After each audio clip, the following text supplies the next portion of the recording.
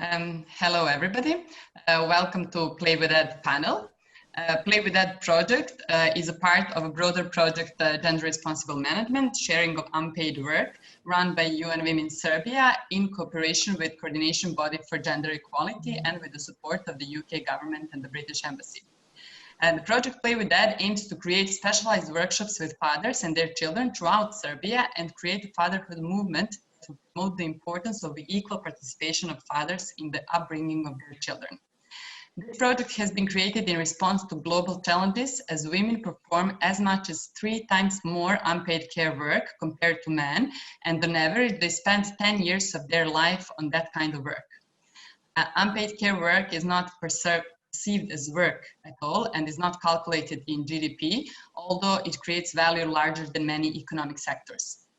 When expressed in monetary terms, the value of unpaid care work performed by women around the globe equals $10.8 trillion a year, which is 3 times more than the profit of the global technology industry. Given how much time women devote to the unpaid care work, they have much less time than men to spend on their personal and professional growth. This challenge is particularly pronounced now during the COVID-19 pandemic. There is fewer opportunities for external support related to household and childcare, such as cleaning services or babysitting. The majority of this work ends up to be performed by women.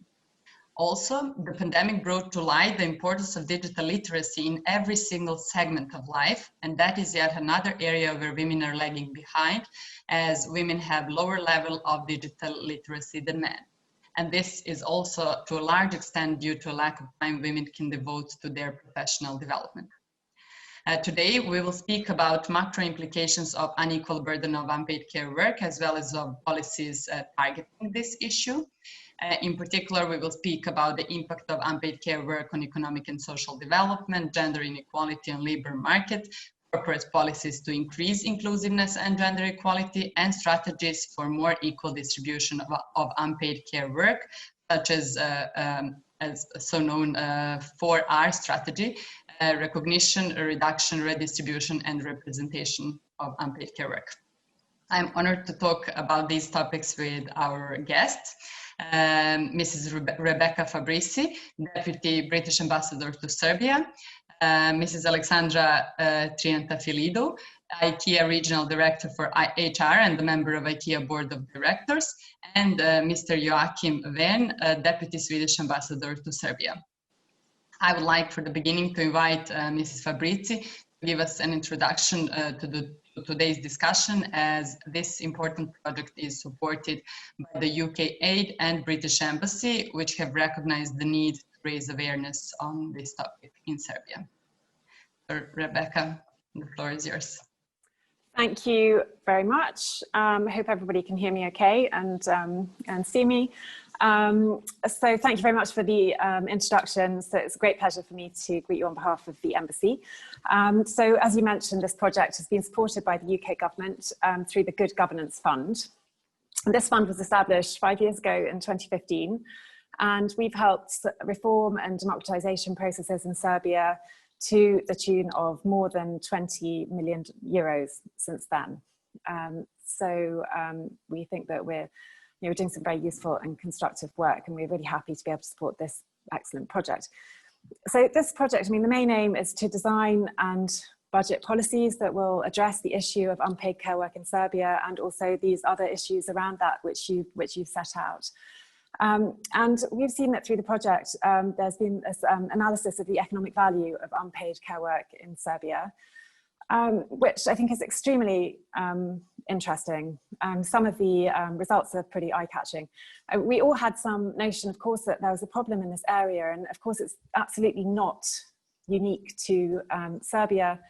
I imagine even Sweden, I don't know, we'll ask Joachim later, may be able to cite some issues, even though I'm humbled to be in the presence of the Swedes who are so advanced in this area. But of course, this is not a problem unique to Serbia, but perhaps there are some more challenging situation here compared to some other countries in Europe.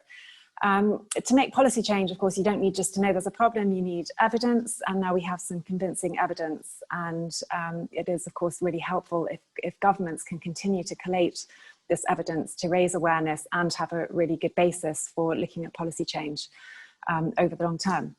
So the results are not that great. Some of my colleagues have told me that they're not surprising at all. Some of them I found a little bit surprising, maybe because I'm not Serbian, but I thought the finding that men do no ironing at all in Serbia explains the fashion for super tight t-shirts, for example. But women spend, they spend twice as much time on unpaid household work as men. You said, I mean, this obviously varies. This monetary value of unpaid care work per year, 9.2 billion euros, which is 21.5% of GDP and very much higher than the global average of 9%. And there's been a really big increase over a 5-year period as well in the time that women spend every day on caring activities over their own children and dependent persons. And that doesn't even take into account COVID-19, which has perhaps made that even worse. I think we don't know. So I think that's a concern, that the situation's not getting better, but worse. And in Serbia, 96% of women and 4% of men mentioned care for children and other dependents as being a reason for taking a part-time job, which I think is a very striking statistic. And 7% of women say that this is why they're inactive in the labour market, but no men say that at all. So there's really a very big difference there. So, I mean, this is clearly, it's gender discrimination, even if it's not intentional. The fact remains that women are being marginalised in the workforce because of the situation. This is bad for the economy, as it's an inefficient use of resources. The resources are skewed, and so that's not good for the country, and it's not good for economic development. And it's also clearly bad for women as well. So women's ability to save, contribute to a pension, be financially independent, own assets, that is eroded by this situation. So obviously this makes women poorer than men on average, right through to the ends of their lives, which is clearly not good for women. That also, that dependence that it creates also helps create a more fertile environment for domestic violence and other kinds of problems that are gender-related problems as well. So I think there's a very strong interconnection between this work and other issues around gender and around rights of women in society. And of course, it just leaves women with less time for leisure and having fun, which is, of course, unfortunate in itself. An investment in care services and provision of parental leave, allowing parents to participate in the family, as well as the workplace in a more equal way, and other carers, not just parents. This also creates other positive externalities too, because it allows men to build relationships with their children, which is good for men and good for kids, provides more diverse role models for the next generation, because we know that role models are very important and social structures tend to perpetuate themselves. So change, comes over time. So creating those role models and more diversity, is good. And that gives children more choices when they embark on their adult lives. They can decide on their own priorities, they can think about their own well-being and their own ambitions and so on, look at that through a different lens. And it also, of course, creates paid work in the care sector as well. And this also, this more equality and more financial independence for women is also, and more provision of care that doesn't rely on informal networks and support networks, which I know in Serbia are very important. That also can help support social mobility as well, which is of course very important for rural populations and other people who are less economically, less in a less good economic position in society. So I think this is extremely positive and important work in Serbia as in other countries. It's a huge issue, and we're really very happy that we've been able to support this, and we look forward to continuing to work on these issues in the future. Thank you very much. Thank you, Rebecca. This was a great introduction. You covered everything in just a few minutes, and thank you for mentioning these role models. That is why we organize these panels, so that we make ourselves as parents role models for our children, and also you all are role models for our audience. When it comes to strategies and measures that countries can implement in order to increase gender equality regarding unpaid care work and parenthood, Sweden is probably one of the best examples in the world. That is the country where equal distribution of unpaid care work was made explicit more than 40 years ago with a governmental proposition that envisaged a future society where unequal division of labor and power between the sexes were abolished. Around the same time, others got the right for a month-long parental leave, which has been then prolonged in 2 instances. So today, Sweden is the country which offers one of the longest parental leaves, 480 days in total, whereas each parent has an exclusive and non-transferable right to 90 of those days. Moreover, take-up rates are really high in Sweden, which is actually what really matters at the end of the day. So contrary to Japan, for example, which offers even longer parental leave reserved for fathers, almost all fathers in Sweden take some parental leave. Sweden also has the right for free public childcare, regardless of the work status of parents, in contrary to what we have here in Serbia. So Joachim, I would like to ask you, what can Serbia learn from Swedish example?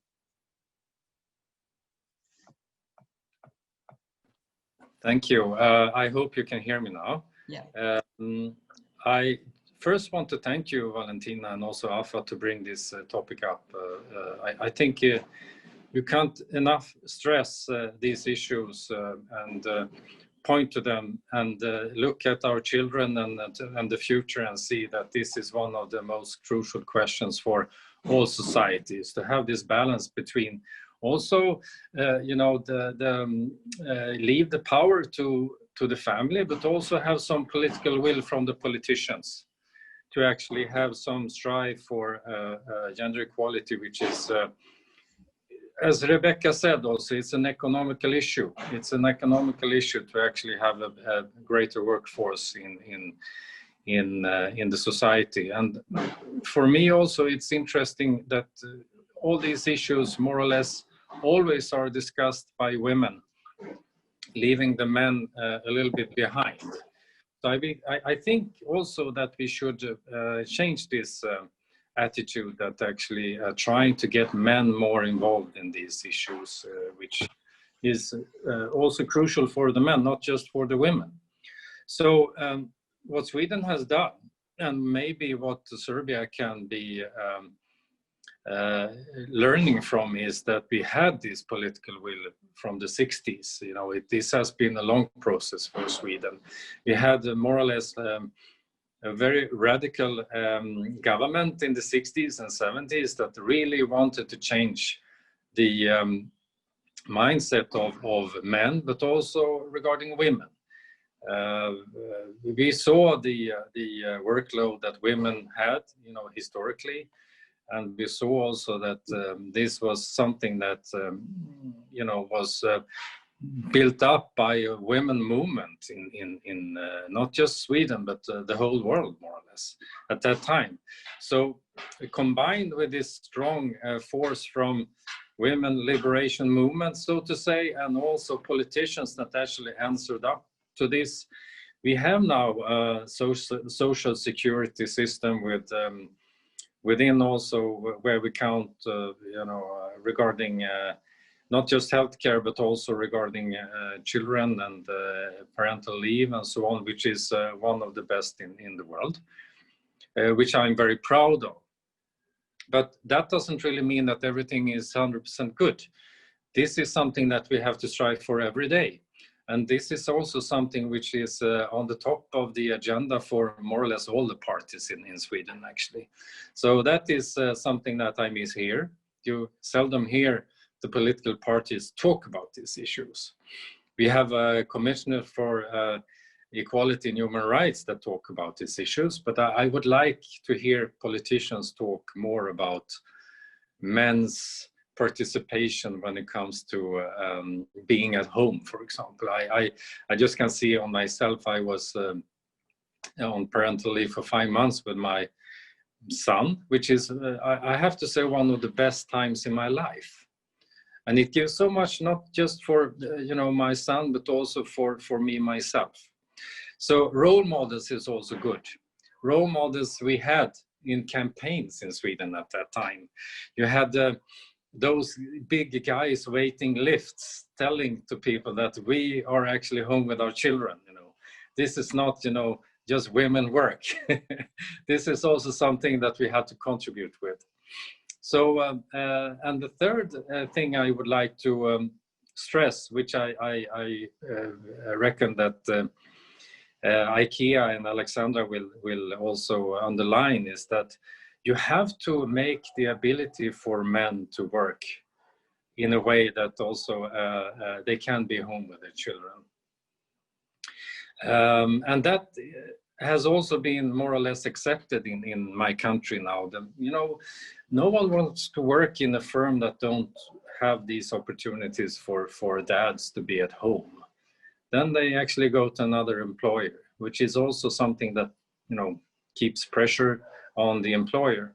I can't say that not everyone do this. It's some part of the work life is very hard to combine with taking care of your children, but that counts also for women. So sometimes it's an equation which is very hard to also have in the family, how to actually cope with all these issues.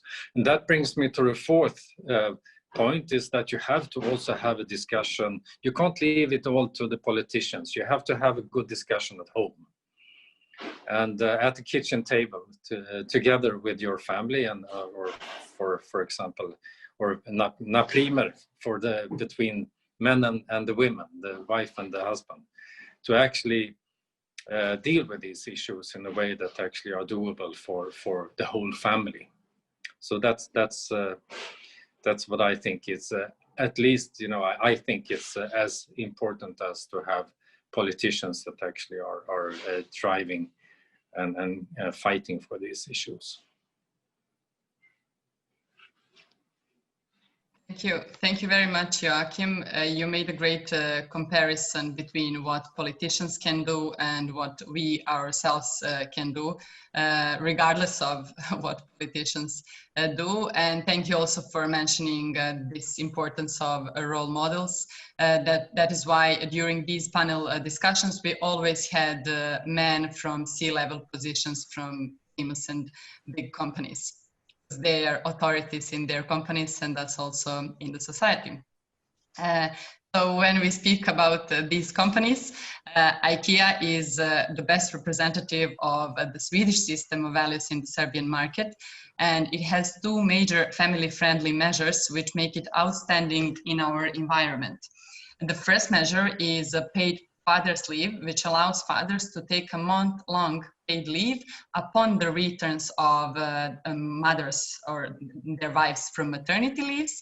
And the second measure, recently introduced, is a part-time work for both fathers and mothers, which allows parents to work part-time for 1 whole month upon return from parental leave and still be paid as working full-time. Alexandra, can you tell us a bit more about these measures, primarily about reactions of employees, usage rates, do they really use it, and effects on employers' productivity and happiness at the end? Yes, thank you. I hope you hear me. Yeah. Super. I was really inspired to listen to our panelists around, the theory, and I think a little bit the real life behind the figures. So I can say that IKEA really has, I hope, what is humble ambition to be leader in equality in our Serbian market.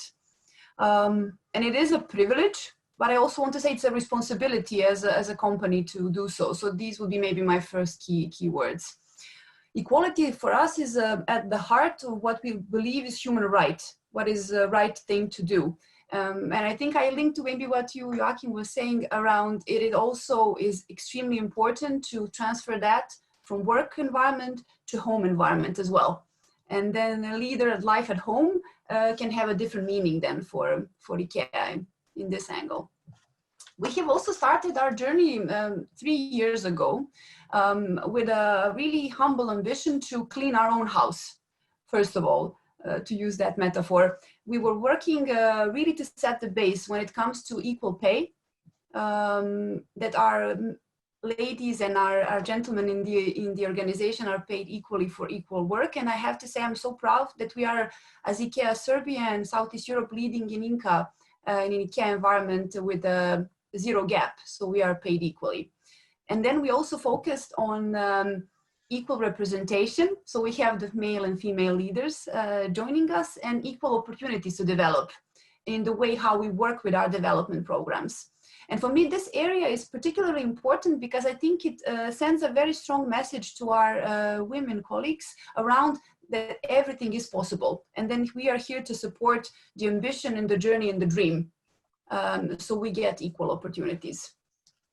Having said that, that has a very clear empowerment and I think financial economic impact to the everyday life of our co-workers.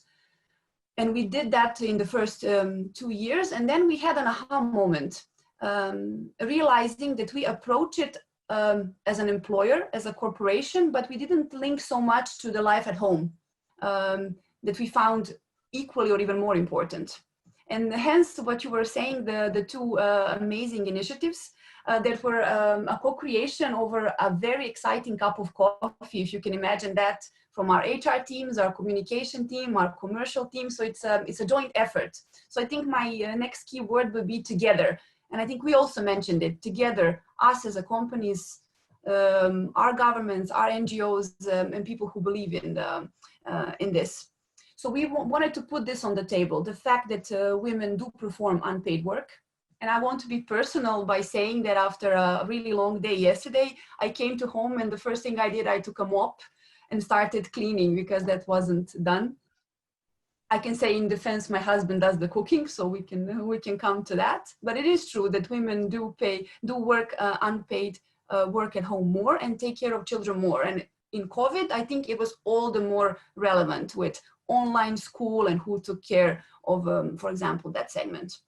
This being said, and with this insight, we did position our benefits in a way that would inspire and engage our fathers to take more participation at home.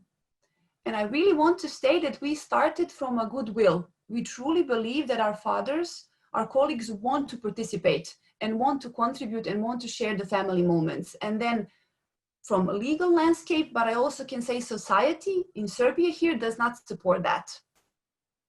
We had one of our male colleagues sharing around his wish to be with his newborn son. So he was the one taking primary care. And then he was even mocked by his friends around that is not the male thing to do, just as one real life example. So with this in mind, we did introduce the benefit and engage the many fathers to take 1 month paid leave in this transition period while their partners are going back to work. And then you asked about the figures.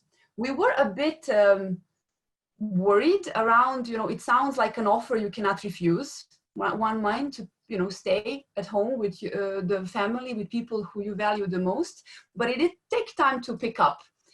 So now, of course, we cannot be sure whether it's 100%, but what we can see is that the rate of fathers who are taking this 1 month is maybe from percentage-wise equal to the rate of our female colleagues going on pregnancy leave. So we would argue that, the same amount of colleagues who are having babies in our company, this will be approximately the same amount of fathers we could have in the organization. Okay, so regarding these measures, such as part-time or other flexible working arrangements that companies can have, societies often end up with these measures being used dominantly by females. So there is a concern of negative impact of these measures on females. So this concern has been raised by European Commission upon introduction of a new work-life balance directive in 2019. Actually, the example they point out is actually Sweden and other Scandinavian countries, where they say that many women now face lower pensions exactly due to flexible working arrangements. So I wanted to ask Joachim whether he can tell us the way out of such situation and how we can prevent something like this happening in Serbia? And does solution lie exactly in such actions as this panel or similar projects where we try to change perceptions and prejudices so that there is more equal distribution of flexible working arrangements between men and women?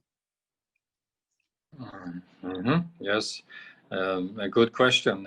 And can you hear me now? Yes. Yes.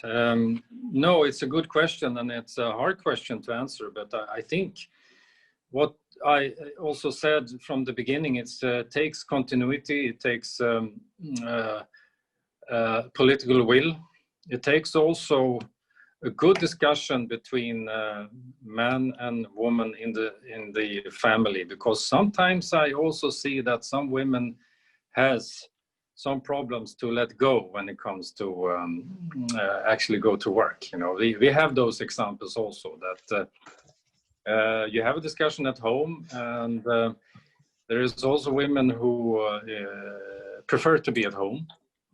I can't really say that it's just you know, that it's not his, you know, in some ways in tradition that it has been like that, and then you continue.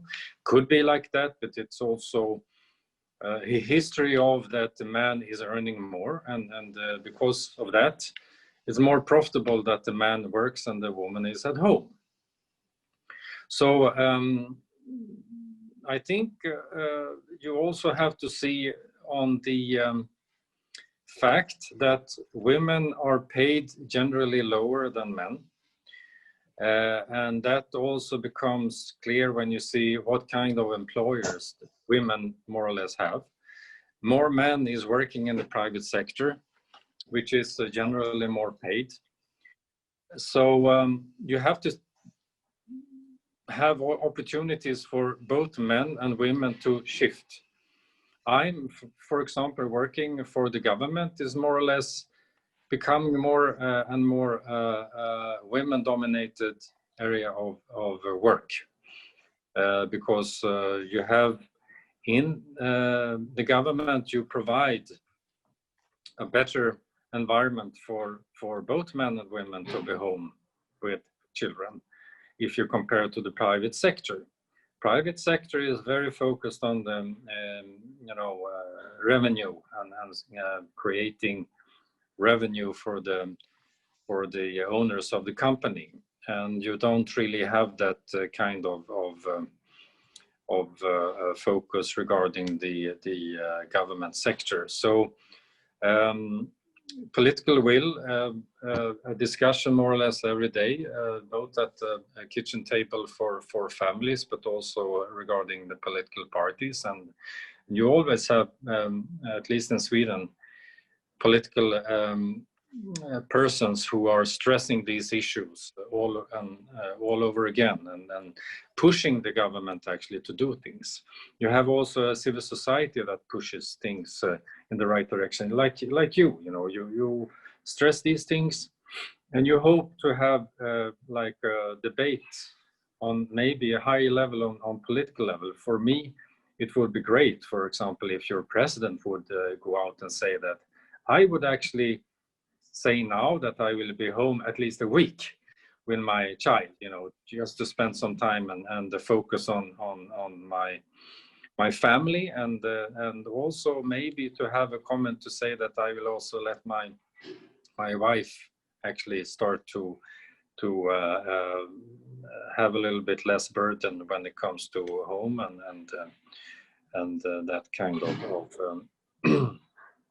of attitudes. So, and the third thing I would like to say, often when we talk about these issues, and it's also very much so in Sweden, is that you talk to the already blessed.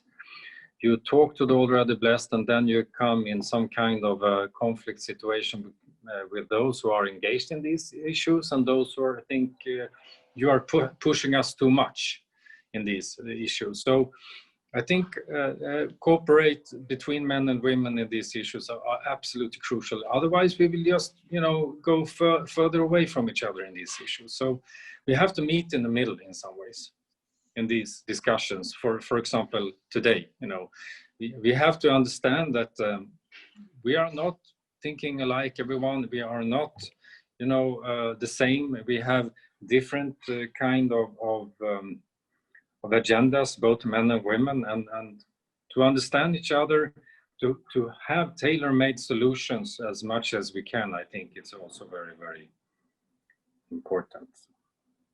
I just also want to comment, you know, what Rebecca said about ironing shirts. I don't let anyone ironing my shirts. You know, I really take care of them the way I would like to, and I iron them myself. So that's my my meditation in the evenings. Thank you, Joachim. That's leading by example, and thank you for this at the end. And yeah, it's good that you mentioned these tailor-made measures. So it's important that we raise this issue, that we understand how different we are here than in Sweden, and then hopefully create relevant policies. Rebecca, could you please reflect on what we have said so far and maybe make some comparisons with the UK? Sure, yeah. So I am also making my contribution by never ironing anything personally. So I'm also making my contribution here to the whole ironing situation. Yeah, this is like such an interesting discussion, and I think we could really talk for a long time. And of course, there are so many associated areas and ideas.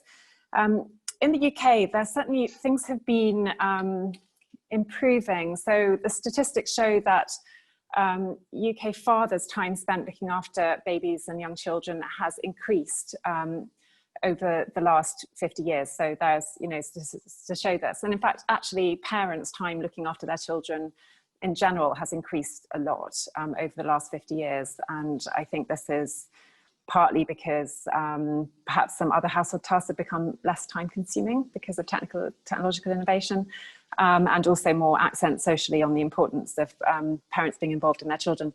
But certainly there has been an improvement, and there was one index, the Modern Families Index 2017, which is possibly the most recent statistics on this, found that 76% of younger fathers said that they would assess childcare needs before taking a new job or promotion, which I think is quite an encouraging statistic. So men also thinking about that as well, and that does show some cultural change.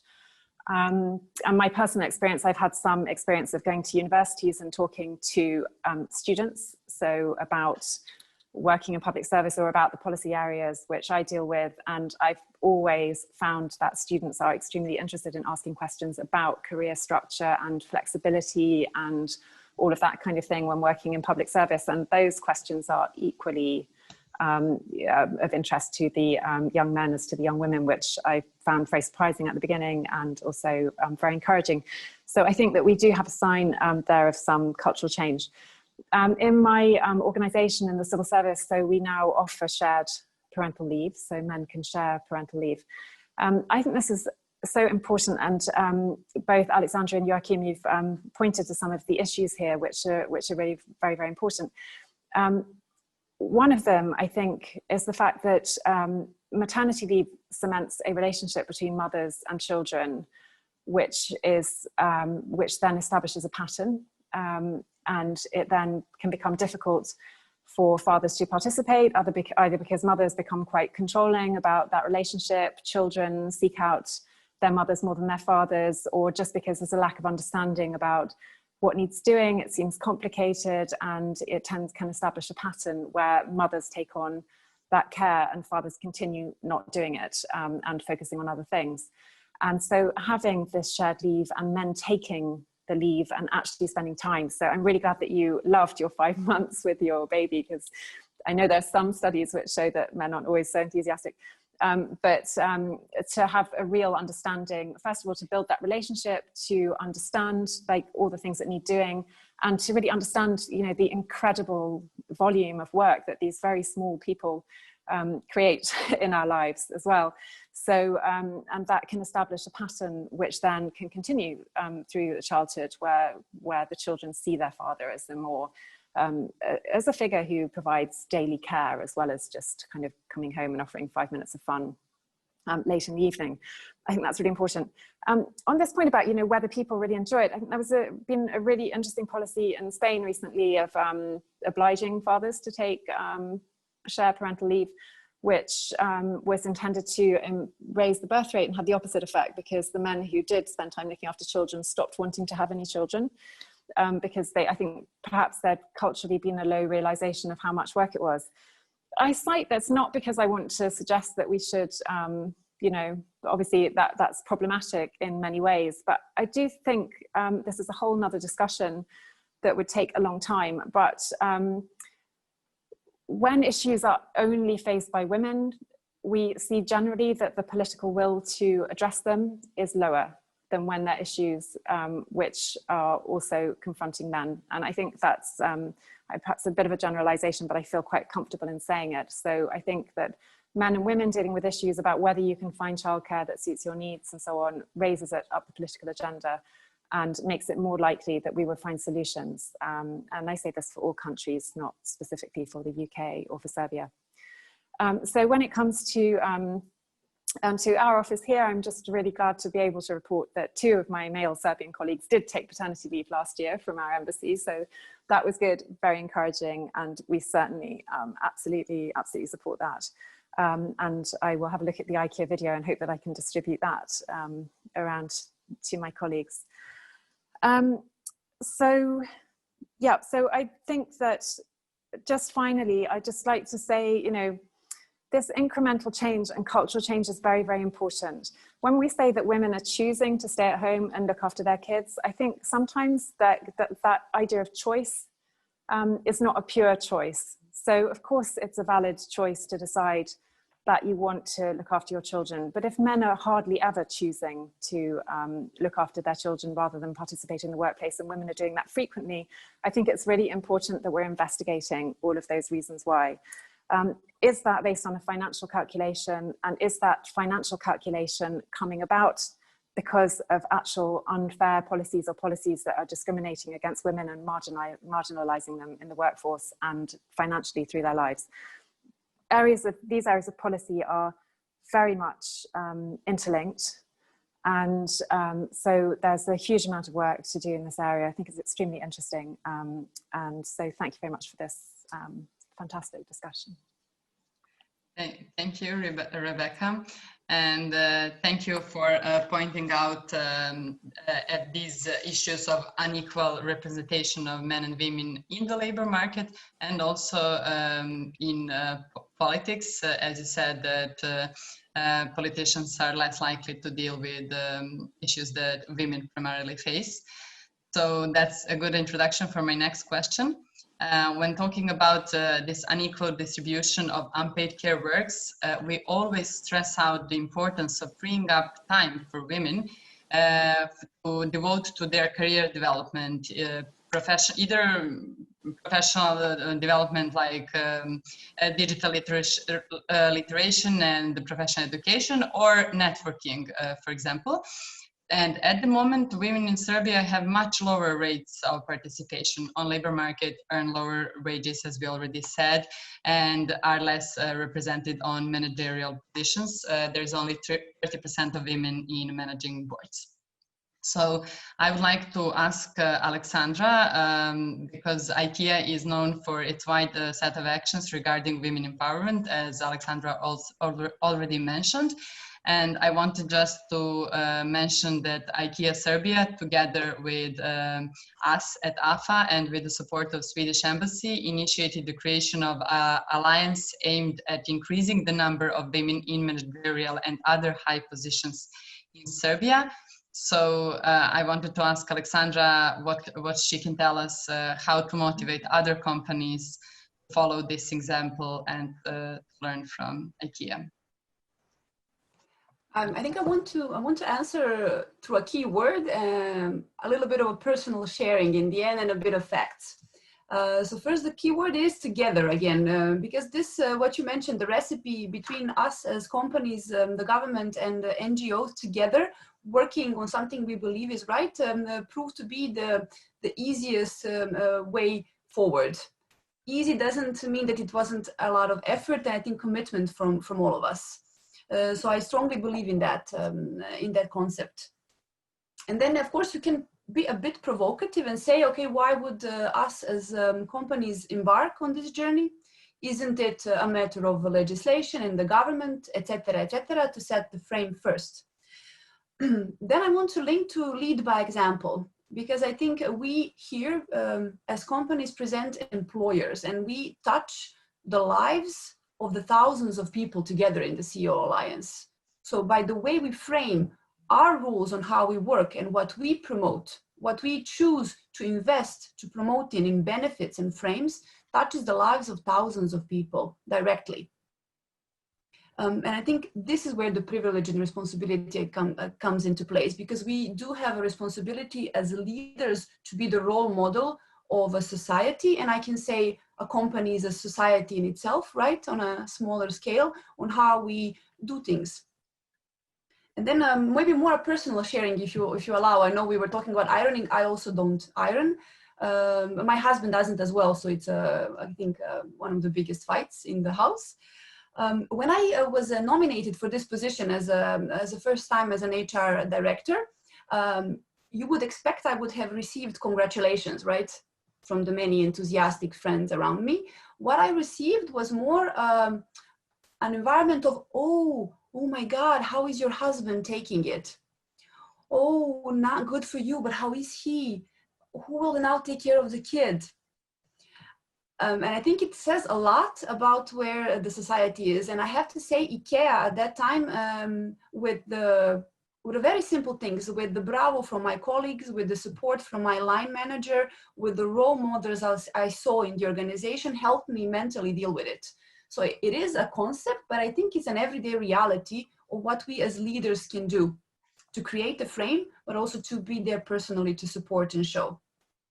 And then final question was around how we can motivate more companies.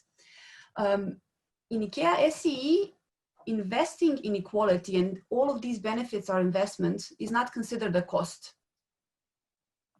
It is an investment because we believe that equality and diversity as such is good for our colleagues, because we have colleagues who are committed, loyal, and feel recognized and supported to give their best.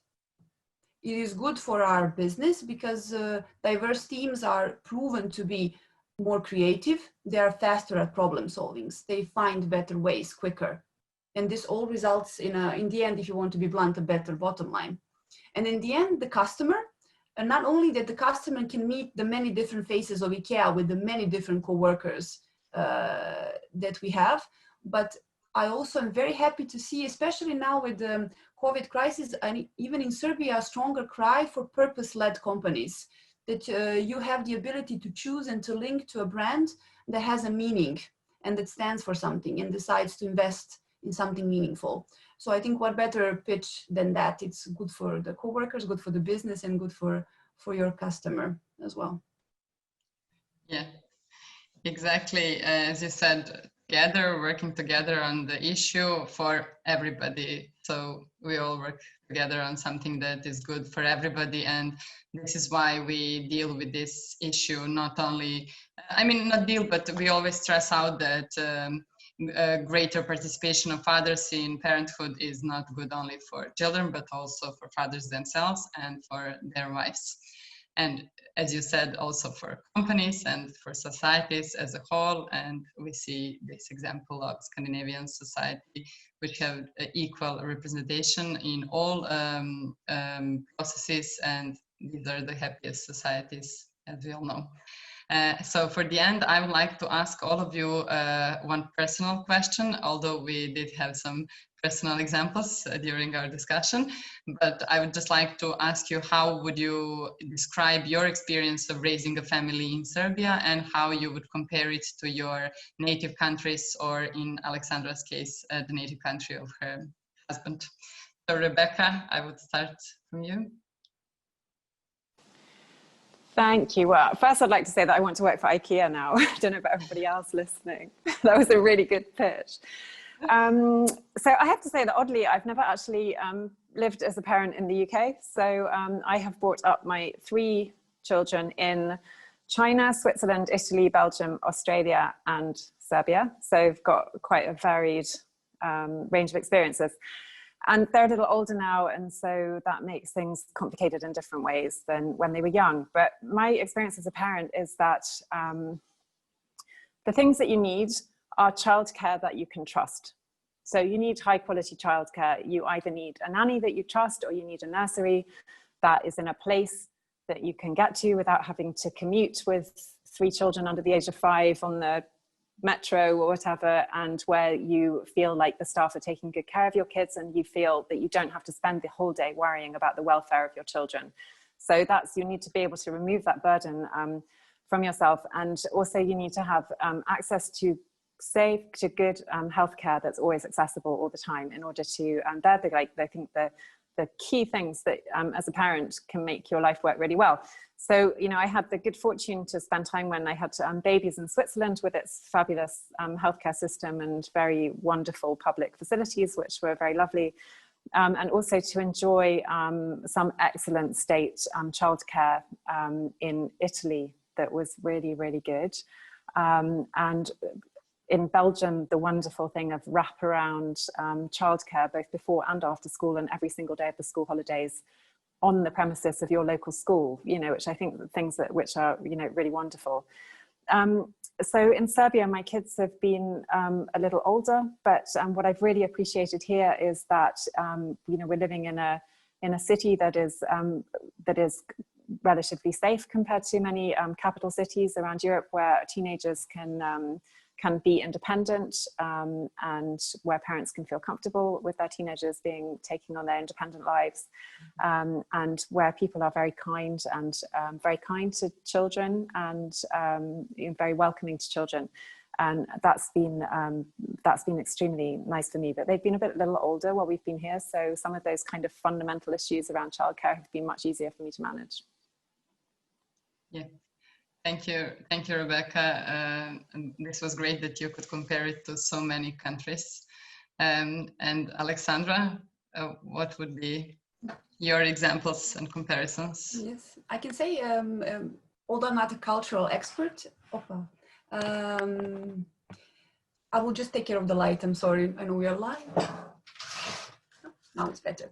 I'm not a cultural expert, but Greek and Serbian cultures are similar. So I think what I appreciate in both is a strong family connection. So when it comes to the participation of, for example, a grandparent in the raising of the child, there is a close knit, and it is something that is culturally expected. And I have to say, without my mom, my career would not be possible at certain very difficult periods and days. So this is one. It's quite traditional, but I think it served well, and it maybe linking to what Rebecca you were saying about, especially in the early days, how it was important to be mindful of where the children are. On the other hand, I was thinking about what made our family work in the end in this culture model, and how do we position ourselves as more progressive than that. And I have to go back to the lead by example. I have the luck that my husband's mother was quite of a career woman at that time in the 50s and the 60s, with a big career in education in Greece. So I think he grew up with a model of a balanced household, atypical for that time. And now I think it is very easy to bring this into life in your own family. So I think one more time, the importance of a role model, sometimes aligned with the society, sometimes against the society, I would say. In this case. And maybe if you allow me, I will finish with an anecdote. To my dismay, my son is sometimes playing Fortnite, you know, the video game, and then he has different, play toys, etc. So he has different personalities in the game, and he is usually a woman in that, in that environment. And I really, to my embarrassment, thought, would he be ridiculed by other boys? Why is he taking a female shape in the game? Although the female looks really cool and has a lot of power. And then when I asked that, he had this super confused, disappointed look, saying, but mom, you know, girls can be like doctors and bosses and astronauts and everything. So who cares whether I'm a boy or a girl in a game? Like, it's all the same. I think this is I think what happens when we are good role models for our kids, and no better way than just do it. I leave maybe the floor to Joachim, to you. Yes, that was a great anecdote, so that children learn from us, but sometimes we can learn from them if we were good role models at the beginning. I mean, if we set the good grounds. Joachim, what is your experience? Well, I'm in the fortunate position that I have grown-up kids, but also a small one. So I can compare a little bit about, you know, the difference between, you know, my boys who lives in Stockholm, 15 and 16 years old. They love to come to Serbia. They really enjoy this city, and as Rebecca said, it's safe, and you know, and the climate, and you know, it's just great atmosphere in the city, and so in that case, I don't really have any connections to welfare system or you know, school or kindergarten, but the small one is a little bit different, because soon she will start in kindergarten, and it will be like a municipality owned ordinary kindergarten, which will be very interesting to see how it goes. But we're very happy to have this ordinary place, because I feel we would like to have it like ordinary Serbs have it, you know, and see how it works out. For me, it's also fantastic to go out with my little daughter. She is 1.5 years old, and everyone more or less stops and looks at her and says hello. And it's like you're a king or queen when you have a small baby, you know, in this country, which is totally different if I compare with Sweden, where most of the adults just pass, you know. It's fantastic. Of course, I see that the healthcare system is not as well developed here as in Sweden, and I have seen that also close regard to my family. So that's something I think has to be developed. And in some ways, I can also end with an anecdote, but regarding mindset in Serbia, regarding also how you're raised, I think it's also up to the mothers or the grandmothers in the family to change mindset. Because I heard this history and this story about the family. There is one son and one daughter who sits and eats. And then the son in the family says, "Oh, I'm so thirsty." And then the mother says to the daughter, "Hey, go and get some water to your brother." So that is also something that has to change in the family, I think. The mindset that, you know, it seems like the boys are sometimes brought up like little princes.